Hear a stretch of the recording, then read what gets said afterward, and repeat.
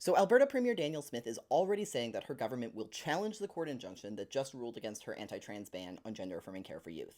So while LGBTQ2+ advocates are celebrating last week's ruling as a huge win for trans rights in Alberta, the fight is far from over. On June 27th, the Alberta Court of King's Bench issued an injunction preventing the ban, which passed into law in December 2024 and prohibits medical providers from administering gender-affirming care like puberty blockers or HRT to people under 16 from going into effect. The injunction comes in response to a lawsuit filed by Egale Canada and Skipping Stone, two LGBTQ2+ advocacy groups, arguing that the ban violated the rights of trans youth in the province. The lawsuit also listed 5 transgender youth who will be directly affected as applicants in the case. And basically with this injunction, the court ruled that if this ban was allowed to go into effect while this lawsuit is pending, it could create harm by denying these young people that care.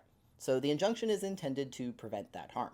Justice Allison Kuntz wrote the judgment, saying, quote, "Intentionally or not, the ban will signal that there is something wrong with or suspect about having a gender identity that is different than the sex you were assigned at birth. Gender-diverse youth will bear the entire burden of that speculation." And while this means that young people in Alberta will continue to have access to gender-affirming care in the short term, the government is still pushing back. During her radio show over the weekend, Smith said that she is confident her government will win an appeal to the higher courts and get the law reinstated. I can tell you, I think that the court was in error. That's part of the reason why we're taking it to court. The court had said that they think that there will be irreparable harm if the law goes ahead. I feel the reverse. I feel that there'll be irreparable harm to children that get sterilized at the age of 10 years old.